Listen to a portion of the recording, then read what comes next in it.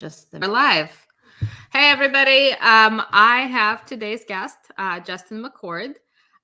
Say hello. Let me just do a very brief introduction. I have a lot of questions for Justin because I haven't talked to him in a couple weeks. So just to catch up, and you're a part of this. Justin is the Senior VP of Sales and Marketing at the RKD Group. He's also a host of the podcast called Group Thinkers, and we'll talk about that. I'm excited. And he's also a friend that I bonded with over our mutual desire to encourage our children to be charitably, community-minded individuals. So we'll talk about that as well. Justin, please say hello. Did I miss anything? Olga, you're off to a great start. Thank you. You're off to a really good start. It's a pleasure to be a part of this, and I'm honored that you asked. I'm honored that you would consider me someone of substance. So I do consider you're one of my favorite people. I was really excited to have you on. Thank you. No, this is going to be fun. This is going to be a really good time. Great.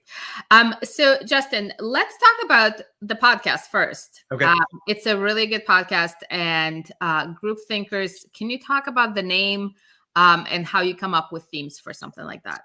Yeah. So the origin story is actually a conversation similar to this. So two people who have had a significant impact on my time at RKD, in separate instances said, you really need to start a podcast to just bring people together and chat.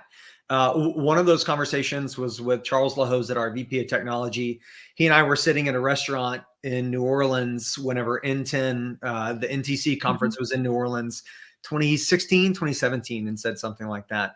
And the other person was Amanda Wasson, who was one of the first two people from RKD that I met over 10 years ago, and really was one of the reasons why I wanted to join the firm. And so, the idea behind Group Thinkers was we have all these conversations at conferences, sitting in the hotel lobby or at the bar at a restaurant nearby. We have amazing conversations with colleagues, with peers, with industry allies, with frenemies. Like, we have all these amazing conversations, but they're always contained into if you're at that space.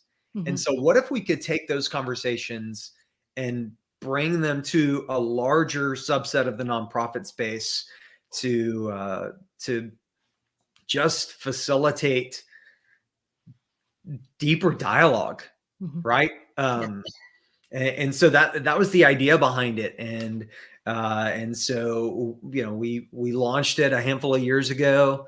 And when we originally launched, we thought, let's do something that's more season oriented. And so, thinking, what if we had a series of conversations around one topic? Yes. And then we moved on to a series of conversations around another topic, and see if over the course of having these conversations, if it doesn't, kind of raise the level of discourse, to quote the West Wing, across all of the people who tune in and listen. And so, it's been trial and error, but we love it. We love doing it. The name, since you ask, is just intended to be a little quirky, playing off of RKD Group, and just the idea that we're just here to just think and talk and understand how we can all be better at whatever angle of nonprofit marketing that we have. No, that makes sense. And conversations, I think you really nailed it with people of substance. So often I have casual conversations or coffee catch up in person sometimes, Right. or over Zoom. And it's really kind of, what if you could bottle that up and let people drop in? So anyways, I think we're on the same page as always. So you work for a firm that supports nonprofits. Right. I work with nonprofit clients. So how do you find the time and energy and drive to still be involved and still volunteer in other ways? For many people, it's sort of like, well, I want to do something positive and I want to have a good impact to society and community. Yeah. You do that day in and day out. How do you still find the time to do that? Yeah. It's interesting, Olga. So I started my career in minor league baseball, not playing, I not didn't playing. know that. No, yeah. So I started on the business side Mhm. in minor league baseball, and newlywed, fresh out of graduate school, and off we go with a 80 game home season where I would be at the stadium for 10, 11 hours a day because you would work all day and then you would have the game that evening. And so would come home, get home at 11:30 at night. And there's my wife, and she's already asleep because she was a teacher at the time. Wow. And so it was interesting that after working in minor league baseball for a handful of years, the last thing I wanted to do was go to a baseball game. Like it's like if you were sometimes if you work at a pizza restaurant, you may not want to eat pizza, Yeah. right? Yeah. It's hard to maintain that consistency. And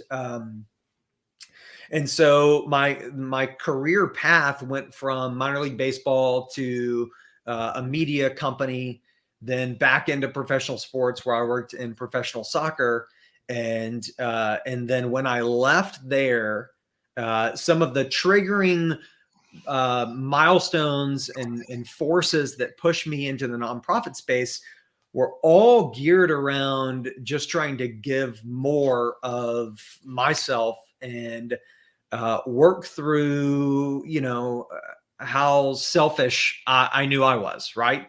And so it's not easy. It takes a lot of work to constantly give of yourself, but it's something that I think about. It's something that my wife and I talk about. It's something that we try to make a priority. And it's really hard because we're trying to make it a priority with a seventh grader and a fifth grader who both play club sports. And so we live busy lives, but that said, you can't forget about the things that bring you fulfillment. And I believe strongly that giving of yourself brings you fulfillment. So even if it's my day job, being tuned in to opportunities to give of ourselves is also a part of what my wife and I consider to be our night jobs. Yeah. You make working in sports sound so glamorous. It's exactly like Ted Lasso, right? Exactly. If you can imagine having the same stale hot dog every night, 70 nights a year, because that's what was offered to the staff at the time. No, look, here's the thing is that working in sports brings a lot of joy. For me, it brought a lot of joy because I knew I was helping create an environment for people to be entertained. Mm-hmm. And so they were actually driving or deriving fulfillment from that work. So it's not as, but it is very tiring.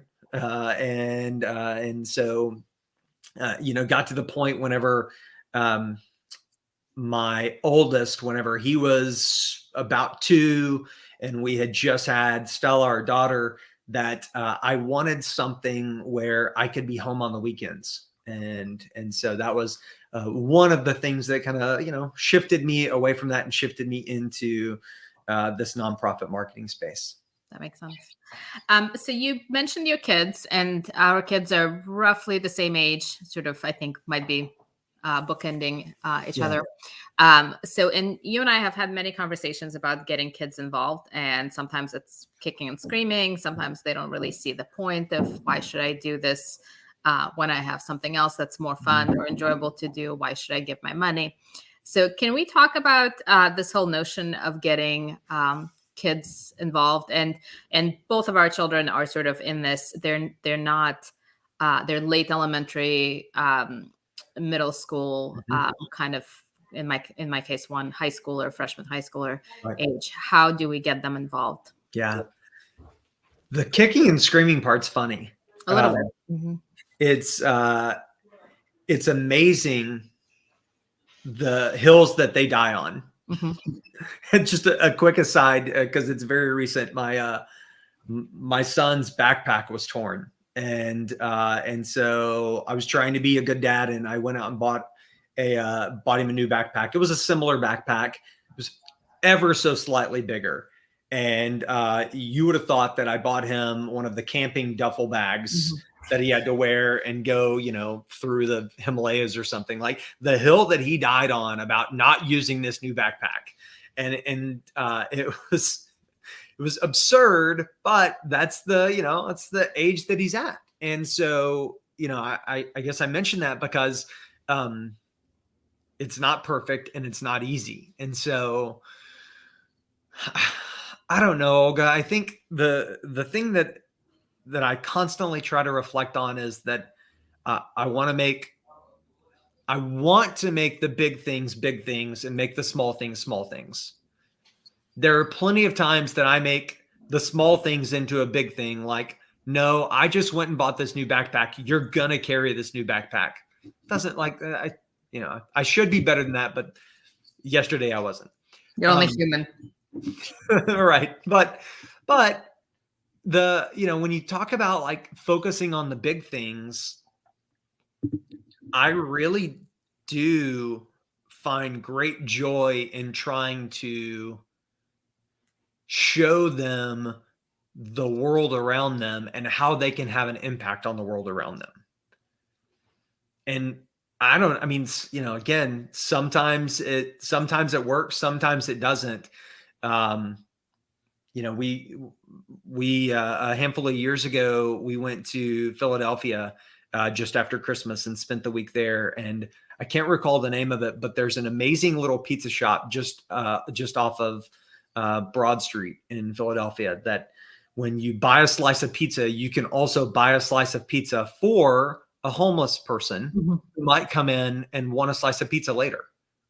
So it's like $2 for you and then $2 to buy a slice. And so like even that little moment, seeking out that shop because I had heard about it, and then using that little moment as a time and a space to talk to them about how doing something so small can go so far for somebody else. Yeah. I don't know if it mattered more for me or if that ultimately will matter for them, but I hope that that's one of the big things that they understand as they grow. I don't know. Yeah. And you hope that some of that sticks with them. I mean, I think speaking for most world professionals, we live in suburbs, hardship is kind of in short supply. Yeah. And, I think sometimes when they're watching the news, it feels far away and, they're sort of understanding intellectually, but I'm not sure they're truly grasping what's happening on the news right now with the refugee crisis. Right. So kind of how do you minimize some of the things that you think are big things, like really in the scope of the world, not a big deal if you have the wrong backpack or the wrong, right. If your iPhone is one model behind or, right. whatever the case may be. So, yeah. It's, you do have to find, you got to find little ways and it probably has to also mean something to you. I know, Olga, you're exceptionally involved in a handful of causes. I believe you just also joined the board for another organization. So congratulations. Thank you on that. And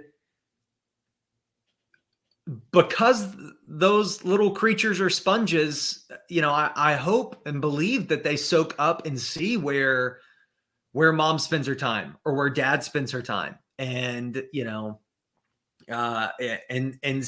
that ultimately somehow transfers into them. I know I can think about my own parents, and there are lessons that I resisted from them that now I find myself hanging on or thinking about because I was around it and I saw them model that thing. And so something that Joanna and I really want to model is that idea of giving back and being active and engaged, especially if you are blessed, you have no reason not to. Right.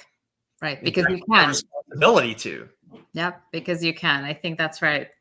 And Well, I'm sure we'll continue this conversation throughout the year about kids and involvement. I mean, it's definitely, it's a little bit of an ebb and flow. You sort of really Yeah. lean into it, and then suddenly it's like a sports season or something else, and you get distracted. So just kind of keep circling back to it.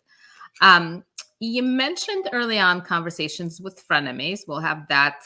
We'll offline that, sidebar that. But I did want to ask you, kind of in this world where we're starting to get out a bit, but it's definitely not kind of the usual, and I'm not sure it will ever be Hmm. kind of the same universe. But even you walk into a conference, like, how do you find your people? Hmm. Because a lot of times you have these very surface, superficial conversations, and they're very polite and very much devoid of any sort of meaning. How do you find your people connections? Not sort of your circle of immediate closest friends, but beyond that, kind of collaborators, exchange of ideas. So I feel like we were very fortunate to kind of come together around some of the topics that we share and connect, and it's been how do you find that? How do you find your tribe? Yeah, that's a tough one. So the irony is, my wife and some of her colleagues. So she's an assistant principal, and some of her colleagues, they're actually reading a book right now. They just started earlier this week. That's something like Finding Your People is the name of the book. And so I saw that and I said, hey, listen, Olga and I are going to be talking about this on Friday. Can you just give me the cliff notes of what the book says so that I have all the answers? And she wasn't far enough in to know, but she did point to that even early on in this book, that it talks about that, one, the necessity of community, that we're clearly not meant to live in isolation, right? And you can look at statistics around, some of the rise of mental health challenges, et cetera, even over the course of the last 2 years of living through screens that have developed. And so we're meant to live and to have community. There is a natural small circle that you tend to develop. So that's, like you said, your closest friends, that might be 3 or 5 people. And then outside of that, there's a larger swath of people where there's kind of some ebbing and flowing. Some people come into your club, some people leave, but it might go out to like 50, and then there's a broader that's kind of general acquaintances.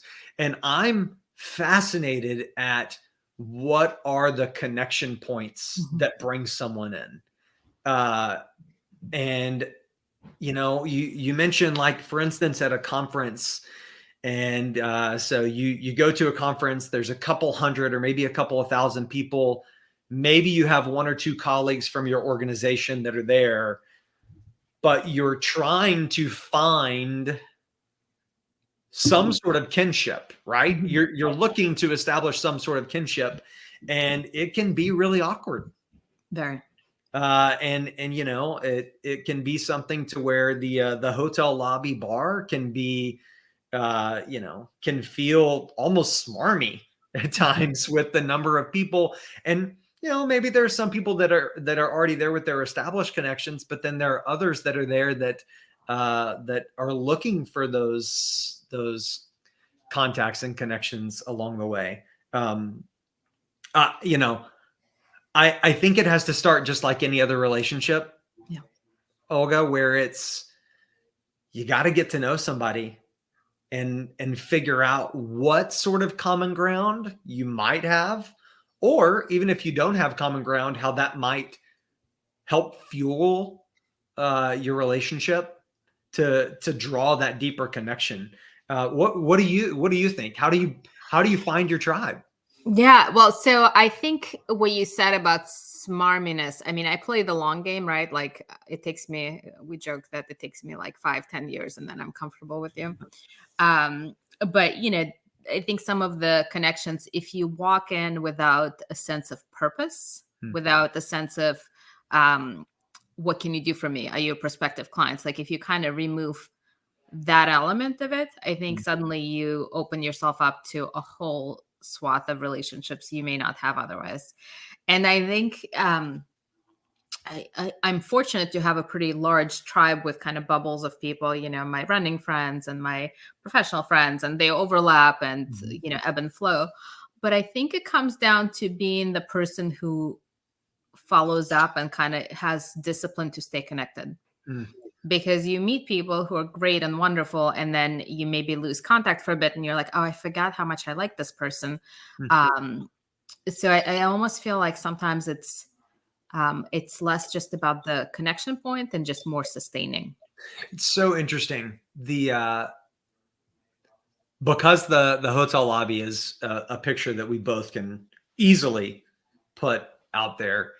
Um, if we don't think of it like a grocery store, to your point, where I've got to go in and find the best looking apples and the right head of cabbage or kale, whatever it is that you're looking for at the grocery store. If you're not looking at it in a transactional way, I think that really matters. If we think of it more like a fishbowl where you're trying to identify and find little schools to swim Mhm. in, that could help us. That it takes that intentional removing of that mask of your own of trying to sew into it. There's a thing that I went through kind of a leadership. It's a little sales oriented study that I went through about a year and a half ago. That's called Trusted Advisor Training, and it was led by Andrea Howe, who is a brilliant relationship person. And one of the key tenets of being a trusted advisor is that in any relationship, now this is primarily business relationships, but in any relationship, you can serve the role of being a trusted advisor when you are willing to put your agenda aside That's right. for that other person. And it is so easy to say that, but it's also so rewarding when you actually do that. Mhm. That's And right. so that's something that I think that, I've I've tried harder to model. I know that our team has tried harder to model. And I think that that's even what has helped you and I get to know each Yeah. other much better, is because we're not thinking about each other as competitors. We're not thinking about, in any sense, we're just in the same space. We're swimming in the same Mhm. part of the ocean. And so we're trying to find ways to make each other better. Yeah. Yeah. No, I think that's right. Any final parting words, Justin? Oh man. Olga, here's the thing is that I think the things that I reflect on from this chat, Hmm. um, uh, that can make us all better, especially as we emerge from the primarily remote sense back into seeing each other. I do think that there is this space where we can step back into being incredibly intentional, that really makes a difference and can really matter. It can matter in our families and how we help, encourage our families to be active and involved and a part of the community. It can matter in our professional relationships. And so I'm very hopeful and optimistic that we'll continue to see that level of intentionality of and collegiality of how we work together. That's right. That's right. Well, thank you for joining me, and happy Friday. And as always, great conversation. Always wonderful to see you. Olga, thank you so much for having me.